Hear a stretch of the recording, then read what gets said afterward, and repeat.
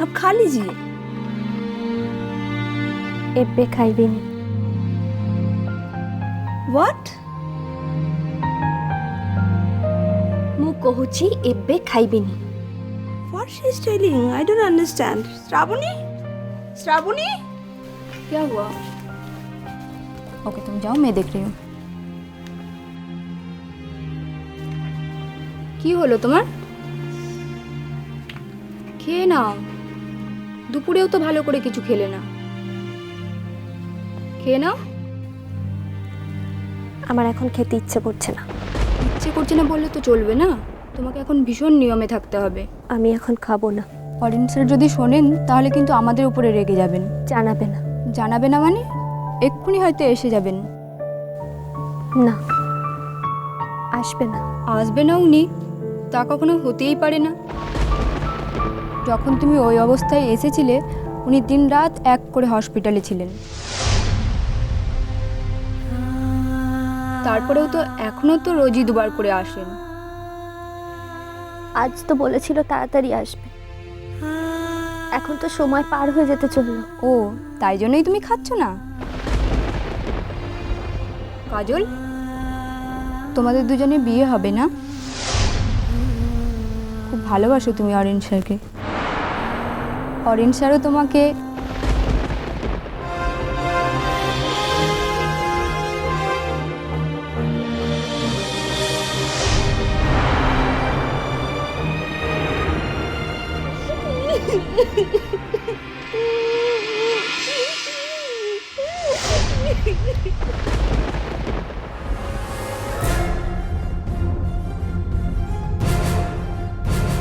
আরে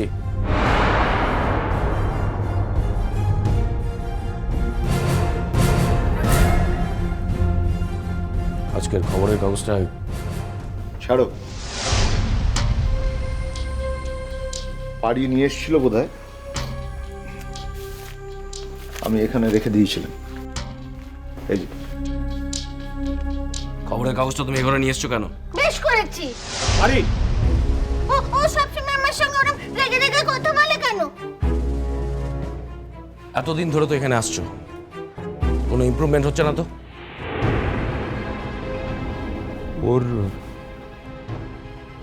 ওর সমস্ত কন্ডিশন জানার পর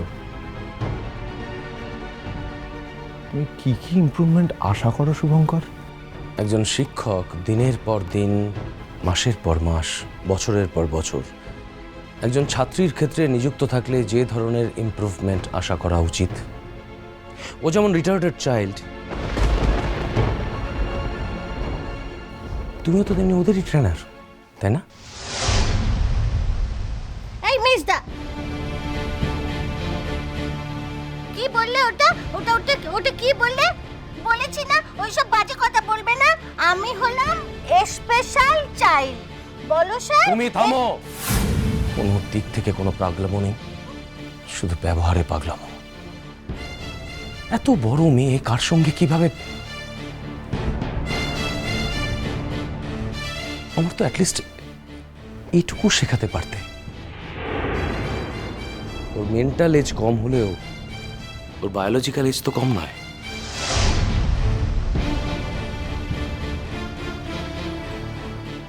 অন্তত এটুকু তোমার শেখানো উচিত ছিল যে কি হলো বলো, থামলে কেন? বলো, কি বলতে চাইছো বলো। সব কথা সব সময় বলতেও খুব রুচিকর লাগে না আমার তো। তুমি নিশ্চয়ই বুঝতে পারছো আমি কি বলতে চাইছি। না, আমি একদম বুঝতে পারছি না।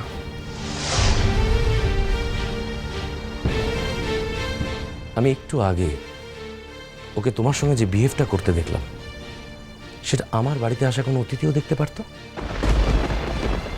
আমার তো ইচ্ছে থাকলে এটুকু অন্তত শেখানো যেত বোধহয়, তাই না? স্যার আসুন।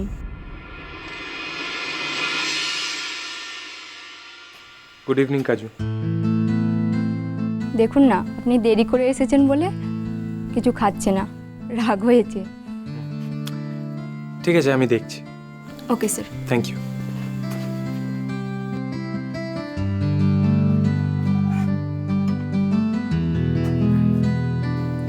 কি ছেলে মানুষই হচ্ছে কাজু? খাচ্ছ না কেন? আমার খিদে পায়নি। বাজে কথা বলো না, খিদে না পেলেও জোর করে খেতে হবে, বুঝলে? নাও মুখটা খোলো। কি হলো? খোলো। কাল যাওয়ার সময় তুমি বলেছিলে আজ একটু তাড়াতাড়ি আসবে।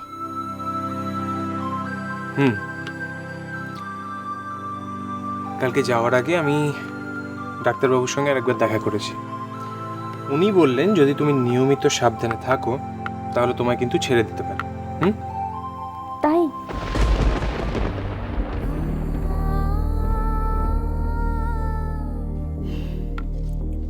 কি হলো আবার? আমার কেন দেরি হলো সেটা জানতে চাইলে না তো?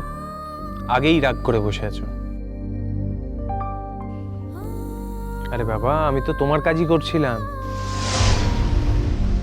আমার কাজ? বারে হাসপাতাল থেকে ছেড়ে দেয় যদি?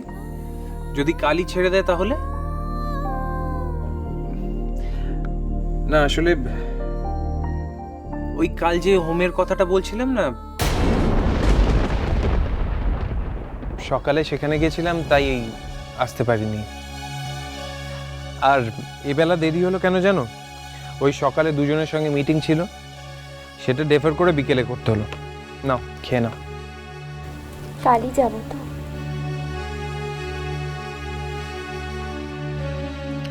সেটাই তো ভাবছি।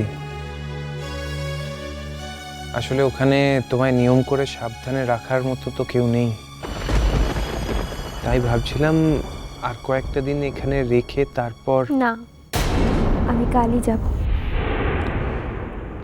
বুঝেছি, হাসপাতালে থাকতে আর ভালো লাগছে না, তাই তো? একা একা লাগছে না? জানো কাজু, আমাদের সোসাইটিতে কতগুলো ট্যাবু আছে, মানে কিছুটা সংস্কার, কিছুটা চাপিয়ে দেওয়া ব্যাপার বলতে পারো। এই ধরো তুমি কিছুদিন আমার কাছে থাকতে পারতে, মানে সুস্থ হয়ে ওঠা পর্যন্ত। না, জানি সেটা আমার জন্য যেমনই হোক, তোমার জন্য সেটা খুব একটা ভালো হবে না। সেই জন্যই তো। তুমি ওই হোমে পাকা কথা বলে এসেছো তো? হ্যাঁ, আমি কনফার্ম করেছি যে তুমি। কাল শুধু একটু দিয়ে এসো, তারপর আর কি? কিছু না। এখনো বুঝতে পারোনি আমি কি বলতে চাইছি? বুঝতে চাইছি না শুভঙ্কর। কিছু কিছু কথা না বুঝলে পবিত্র থাকা যায়, সুস্থ থাকা যায় মেন্টালি। আর শোনো, কারোর পারসেপশনের দায় আমার নয়, তাদের অ্যানালিসিসের দায়ও আমার নয়।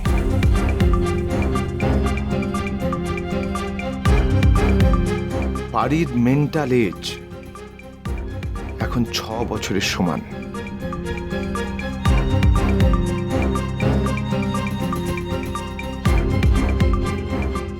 আমি ওকে সেভাবেই দেখি,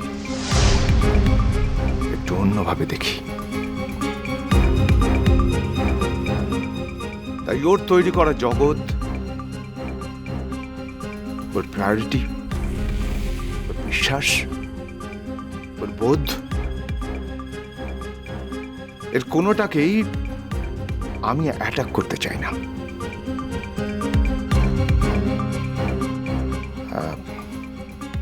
আর আমার মনে হয় যে এর চেয়ে বেশি এক্সপ্লেইন করার দায় আমার নেই শুভঙ্কর। বাজে জন্মপথ